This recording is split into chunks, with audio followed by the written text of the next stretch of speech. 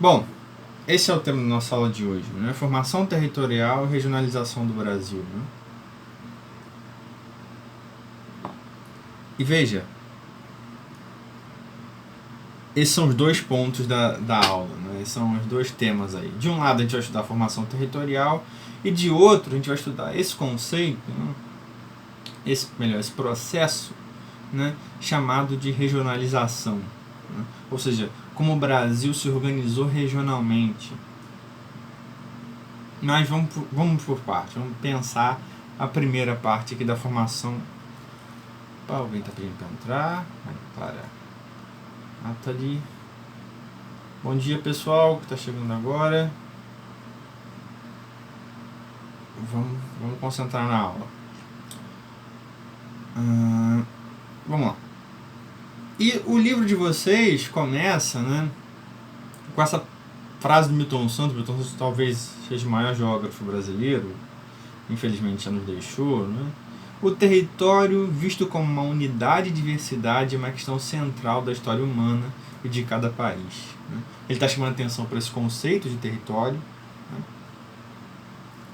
Aqui a gente está observando a fronteira, né? O território como um recorte político do país. Né? E que tem uma unidade territorial, né? E a gente vai ver como essa unidade está sendo formada ao longo do tempo. Né? E o que eu estou chamando de unidade territorial aqui? O que nos faz se identificar como brasileiro? Né? Ou como inglês, ou como argentino, ou como americano, ou como chinês? Né? Ou seja, como essas unidades territoriais se formam. Elas se formam ao longo do tempo, né? Aglutinando, né? Uma série de questões culturais, políticas, sociais. Né? Por exemplo, a língua. Né? Quantos sotaques, né, quantas formas de falar diferentes tem o Brasil, né, variadas, né, eu nem saberia dizer, né, ao certo, né, mas todo mundo se identifica falando a língua portuguesa, né, e tem uma certa, vocês estudam uma certa gramática, as regras do português, etc. Por mais que tenha sotaques distintos, por mais que tenha gírias, por mais que tenha jargões, esse é um elemento de unidade cultural importante. Né? E a gente tem tantos outros, né? Por exemplo, a bandeira, por exemplo, o hino. Ou seja, todos esses elementos culturais, políticos, estéticos, etc., são construído ao longo do tempo. Em 1500, lá quando Cabral pisou no Brasil, né, não existia a bandeira do Brasil, não existia o hino do Brasil, não existia o futebol, não existia a língua portuguesa organizada como a gente está hoje, não existia nenhum desses elementos, né, que a gente reconhece, né, como Brasil, né, ou como elementos constituintes da nossa brasilidade, né, do eu me reconhecendo como brasileiro. Isso é um elemento de formação territorial construído ao longo da história e que tem implicações espaciais claras, né? Que tem implicações na nossa geografia e que uma das formas da gente consegue observar isso, né? Uma das formas que a gente consegue observar esse processo é olhar os mapas, é olhar, né, como ao longo do tempo a realidade brasileira foi sendo pensada e foi sendo representada, né, ao longo dos mapas. Né. Fazer uma análise da geografia desse processo longo, né, a gente está falando aqui de 400 e poucos anos, né, de história, né, de história econômica mais sofisticada, né, mais precisa. Né? Ou seja, está falando de um processo longo, né, que olhar os mapas nos ajudam a pensar essas mudanças no território brasileiro que eu falei agora há pouco.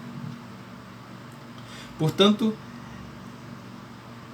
o território tem uma unidade, né, tem uma diversidade, né, e aí, quando a gente estava pensando no Brasil, isso já fica claro, né? O Brasil tem uma diversidade cultural, ambiental e social gigantesca, ao passo que a gente tem diferentes países, né, dentro do Brasil, né? Eu não viajei tanto assim no Brasil, mas você vai ao Nordeste, você vê uma paisagem completamente diferente do que você está no Sul, etc. Né? Ou seja, tem uma diversidade aqui, né, dentro dessa unidade, mas também tem uma desigualdade. Olha aqui uma definição bastante importante que a gente vai tratar mais daqui a pouco, melhor, né? Diversidade e desigualdade são coisas distintas. Apesar de estar tratando com diferença, né, são qualidades distintas da diferença. Né? A gente vai ver melhor por quê. Né? A desigualdade pode ser um problema, a diversidade não. E vamos tentar definir melhor isso daqui a pouco. Bom, em relação à ocupação humana desse imenso território, né, a gente já conversou aqui, o Brasil tem dimensões continentais, né? A gente tem mais de 210 milhões de habitantes, o IBGE, o Instituto Brasileiro de Geografia e Estatística, lançou agora, 2 semanas atrás, se não me engano, o censo populacional, né, em números absolutos. A gente já está com, acho que, 212 ou 14 milhões de pessoas no país, né? E aqui é uma característica bastante importante, uma característica de formação territorial bastante importante, que é do nosso tempo de colônia, mas que deixa marcas até os dias de hoje. Né? A maioria, né, dessa população habita as regiões litorâneas, onde se encontra grande parte das maiores cidades do país. Né? As grandes metrópoles brasileiras estão no litoral. Esse fato está relacionado com a herança histórica, né, colonial, como eu já falei, a forma como o Brasil foi ocupado, né, os primeiros núcleos urbanos surgiram no litoral. E aí isso nos ajuda, né, essa frase nos ajuda a entender um elemento fundamental para compreender a nossa formação territorial. Né? O Brasil nasce entre aspas, aí, né, como uma colônia de exportação. O Brasil nasce, né, como uma economia, né, voltada para a exportação para o Império Português. O Brasil é uma colônia e tem que respeitar os ditames da metrópole. Essa é uma das marcas centrais da nossa história. Né? Isso tem implicações territoriais claríssimas. Né? O Brasil é terra para plantar e colher e tirar ganhos. Nada mais que isso. Né? Essa é uma das marcas centrais, são dos pilares da nossa formação econômica, social, portanto, no nosso território. Né? Sem a gente pensar isso, a gente não consegue explicar muitos dos problemas que a gente tem até hoje. Eu diria que a gente vai estudar isso melhor no ano que vem, mas ainda hoje, né, o Brasil é um país de economia profundamente primária, né, profundamente voltada para o mercado externo. Né. Por exemplo, vocês lembram bem desse debate que a gente fez aqui, lá, quando a gente estava lá na sala de aula no início do ano. O Brasil é um país exportador de soja. Soja é um produto primário, agricultura. Né. Isso tem questões aí econômicas, tem questões relacionadas ao Brasil na globalização. Como o Brasil se insere no mercado externo, né? Se insere economicamente no mercado externo. Isso gera questões sociais, políticas, né? A gente vai ver, vai discutir isso melhor mais para frente. Né? Mas voltando para a história, vou voltar aqui para os mapas. Essa é uma dimensão que a gente não pode deixar de observar. Né? O Brasil nasce de uma economia colonial. O Brasil nasce de uma relação colônia-metrópole, que o poder econômico não está aqui, né? Muito menos o poder político. Então, quando a gente observa a cartografia ao longo do tempo, a representação ao longo do tempo, a gente consegue ver elementos da nossa formação territorial. Eu vou passar aqui alguns mapas, algumas cartas, alguns mapas, alguns croquis, para a gente tentar ver algumas características desse processo de formação territorial. O primeiro deles é a primeira representação cartográfica do Brasil de 1519. Se vocês observarem bem o mapa, né, as características do país estão dadas aqui. Né? Olha aqui que é o Brasil. Né? A população indígena está bem retratada, né? Ou seja, o outro, né? essa representação daquilo que é o desconhecido, né? Porque, estamos falando de 1519 aqui, você não tem, né? Aquilo que é o inimigo, aquilo que é o outro está bem colocado aqui, né? A gente precisa colonizar esse país, a gente precisa se relacionar com esse outro, né? De forma violenta, né? Porque esse outro pode ser o inimigo, né? A gente está vindo aqui colonizar essa terra, né? O Brasil e a natureza, veja, a natureza está no mapa, né? Essa dimensão natural, né? Ela é muito clara, né? No processo de descobrimento do país e passando pelo século XVI, XVII, né? Até o século XIX, essa dimensão do território brasileiro ligado à natureza, né? Tá muito forte, é muito forte, até os dias de hoje, né? Essa dimensão de que o Brasil é biodiversidade, né? Hoje, né? Mas mobilizando um pouco essa ideia de natureza, né? Do idílico até de um certo romântico, né? Do natural, né? Intocável, né? Que a gente sabe que não existe mais hoje, né? Hoje a natureza tem um papel econômico, tem um papel social, como recurso natural que é muito grande. Hoje essa mentalidade mudou um pouco, né? Portanto, essas são algumas características da colonização, né? E aí outro elemento que está no mapa aí, é as navegações, né? Ou seja, o barco, a navegação como um elemento central da formação desse país, né? Por isso as grandes cidades litorâneas. Por quê? Porque o barco é a ligação com a metrópole. O barco é tecnologia, é técnica, é o que é a rede de integração dessa sociedade, ainda sem desenvolvimento tecnológico, muito espaço ou pouco desenvolvimento tecnológico, né? Como organizar esse território que se descobriu, sempre entre aspas, né? Porque a gente é a população indígena aqui.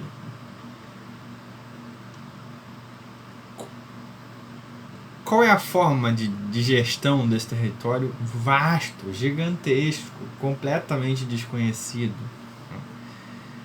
Como o Império Português organiza o território, né, colonial brasileiro? A primeira organização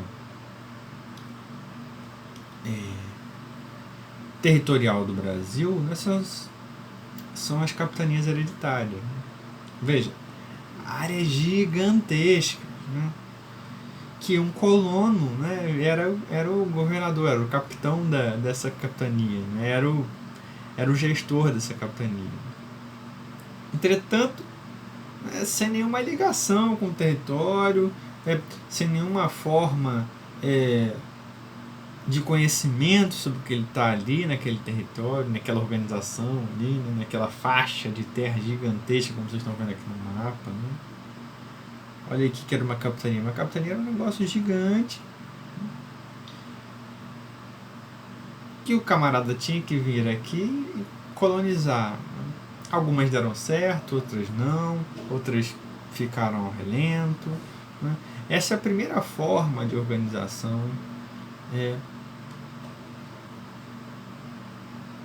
de gestão, digamos assim, do território brasileiro. Esse é um mapa de 1574, né? Entretanto, a gente já desponta desse processo algumas cidades. Os núcleos urbanos, como esse lugar de centro político, de centro de gestão, de radiamento, de questões econômicas e políticas de organização do território, estão claros. Ainda hoje a cidade tem esse papel, né? E conservou esse papel historicamente, né? E a primeira capital, a primeira grande cidade brasileira é Salvador, né? E aí a imagem está um pouco distante, mas já essa cidade com certa pujança econômica. Isso é uma carta, né? Uma carta não, um mapa de 1671. Né? Salvador é a primeira capital do país, né? A primeira sede do governo colonial. Né?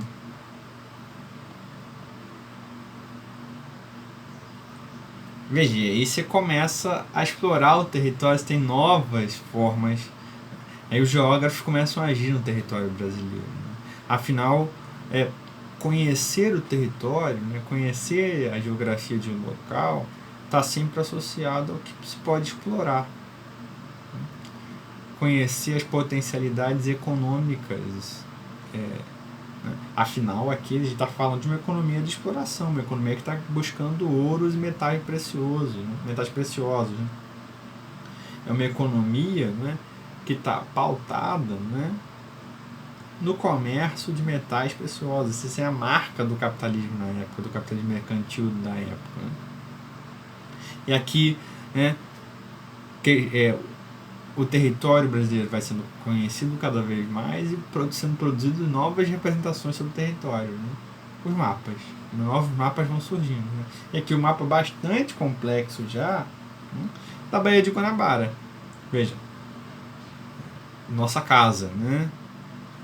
O estado do Rio de Janeiro aí já bem, uma parte do estado do Rio de Janeiro já bem representada, né? E aí tem vários outros, né? O país também, as representações do país também vão se interiorizando, né? Ao passo que o litoral vai sendo conhecido, vai sendo mapeado, vai sendo representado, né? As questões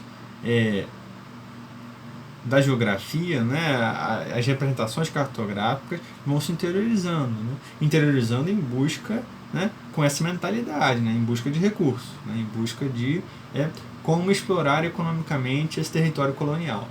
Né. E aí a gente tem, né, historicamente no Brasil, os ciclos produtivos. Alguém chegou aqui. Historicamente, a gente tem os ciclos produtivos. Né? O ciclo da cana-de-açúcar, o ciclo do ouro, né?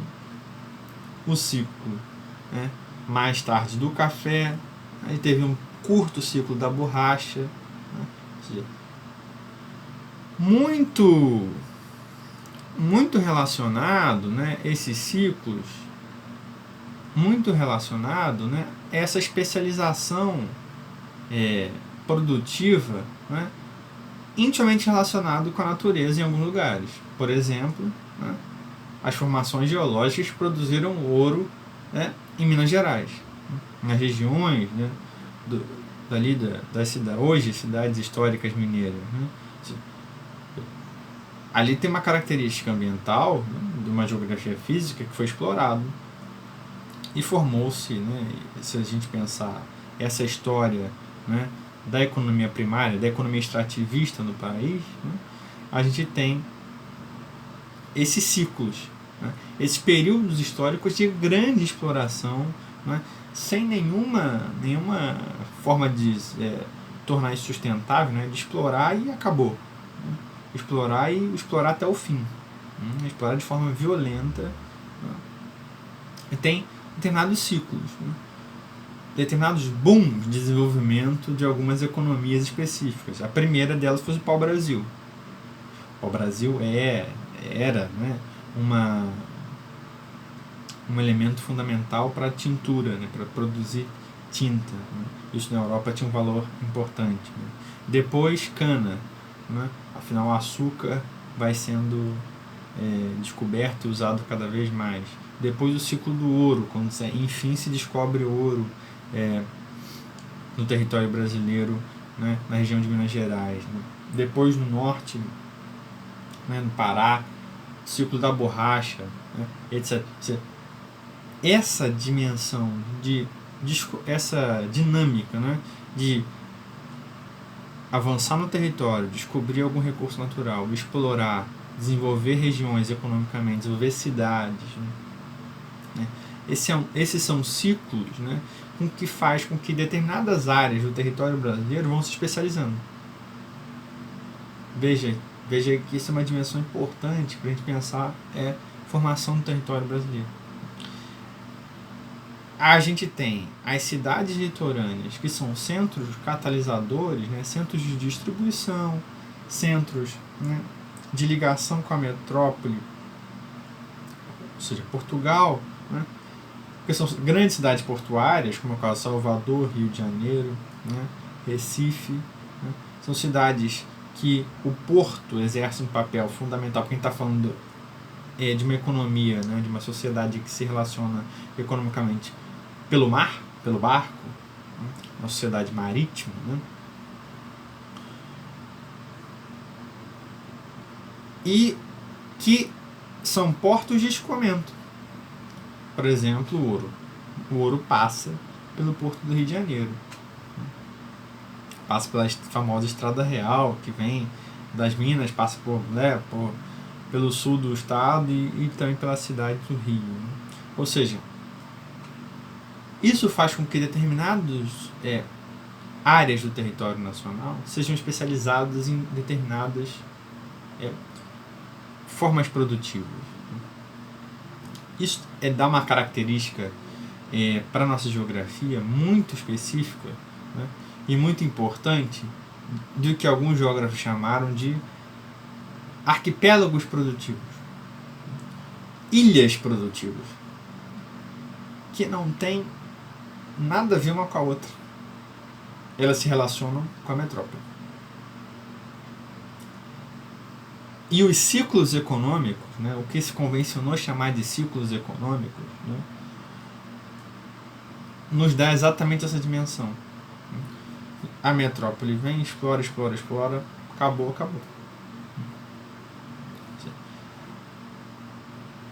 Isso na economia colonial, né, tem um papel muito importante. Essa é uma característica da economia colonial. Que quando a gente abandonar, né, quando o país se transforma em independente, né, faz a sua independência, né, se transforma no império e depois numa república, né, isso tem características sociais e políticas sérias. Como integrar esse país completamente, né, como se fosse ilhas produtivas, né, porque agora tem outro problema, né, a gente precisa se desenvolver como país, né, como uma certa unidade, como uma certa unidade, como uma nação, uma organização econômica, política e social clara e definida. Né? E isso nos dá questões políticas sérias, né? Por exemplo, os movimentos de separatismo que tem no país. Né? Isso a gente viu aí até o século XIX. Movimentos de não se vê nesse território, na construção desse território. Né? E movimentos que foram reprimidos à bala. Né? Conflitos sérios. Né? A gente tem vários deles. Isso é um tema, com certeza, da aula de história, né? Mas, por exemplo, ele tem a Inconfidência Mineira, a gente tem movimento separatista no sul do país, a gente tem movimentos de contestadores, né, do Império na Bahia, no Recife, né, no Rio Grande do Norte. Ou seja, eu estou contando uma história aqui para vocês econômica, né, uma história de formação territorial / formação econômica do país, mas é importante dizer que isso não se dá de forma natural, sem conflito, né, sem processos políticos graves, sérios. Né. Ou seja, isso nos dá um pouco essa dimensão de formação política, né, do país, né, essa unidade vai se formando nesse conflito, nesse debate público, entre aspas, né, do poder, né, da formação do poder no Brasil. Vamos voltar aos nossos mapas aqui.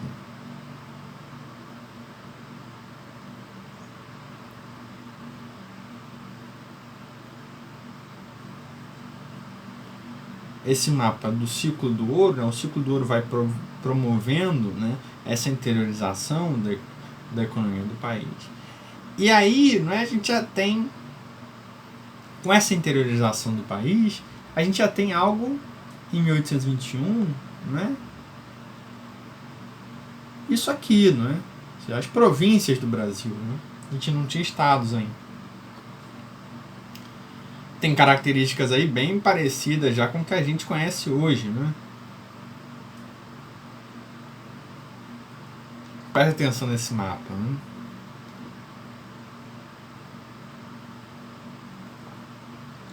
Rio de Janeiro está mais ou menos ali, né? Piauí está bem definido lá, né?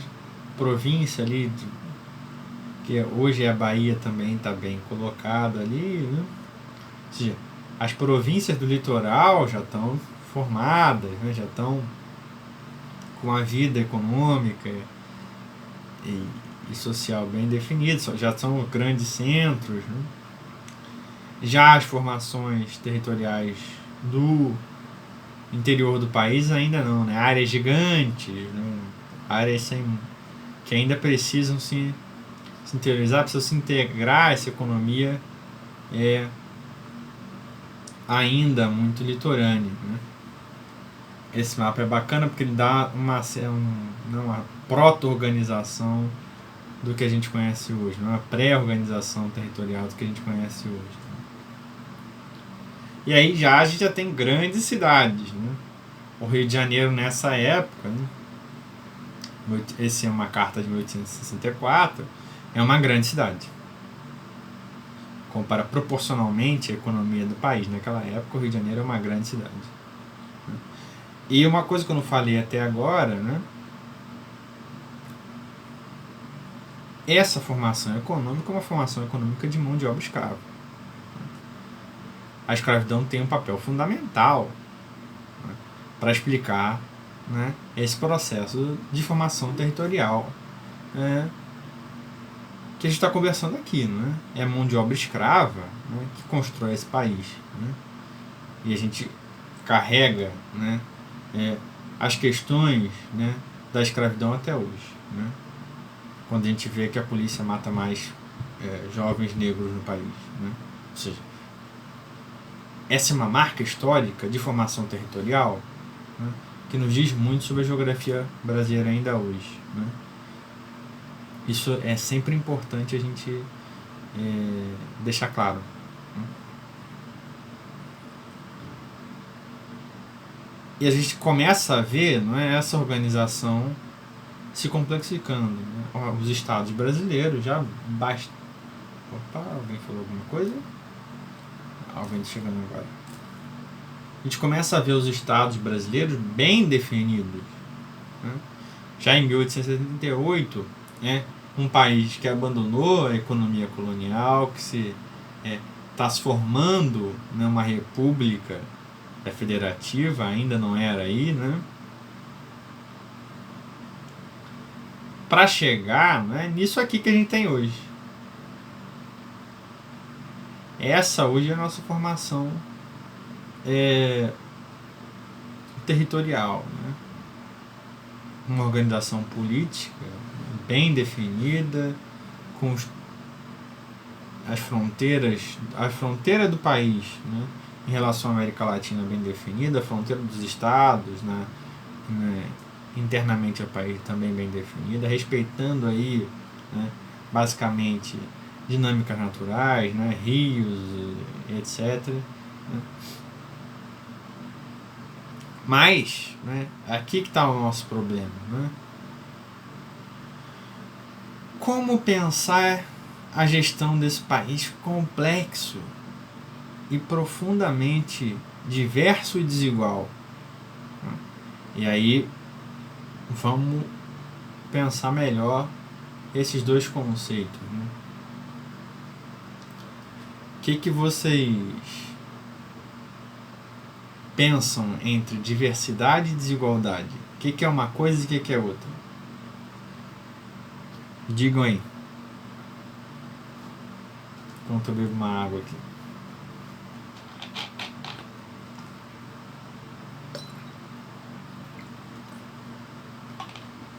Ninguém sabe uma resposta?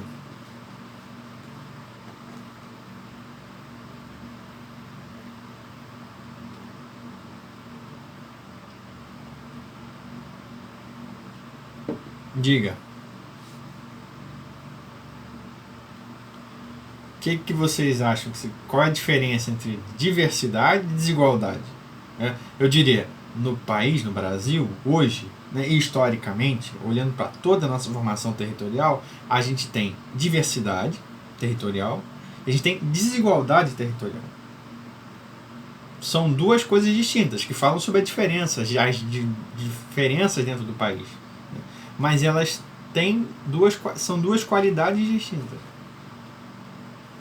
Qual é a diferença entre esses dois termos? O que eles querem dizer?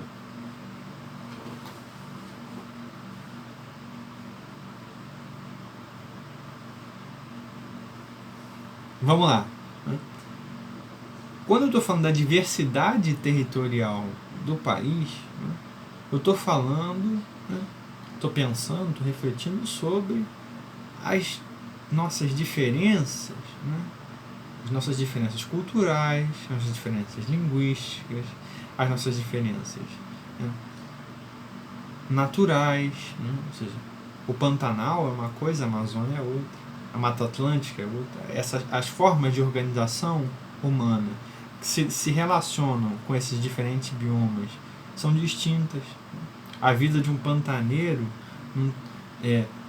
é diferente da vida de um ribeirinho da Amazônia, que é diferente de um agricultor no Pampa Gaúcho, que tem uma música diferente, que tem uma forma de vida diferente, que isso, às vezes isso vai para a forma de habitar, né? Tem casas diferentes, a casa brasileira é uma casa distinta, né? Uma casa ribeirinha é diferente de uma casa na periferia de São Paulo. Né? Isso é diversidade. Formas de viver cotidianamente distintas. Isso e pensando numa geografia física, né, de como a sociedade se relaciona com a natureza, pensando formas naturais distintas. Né? O Brasil, como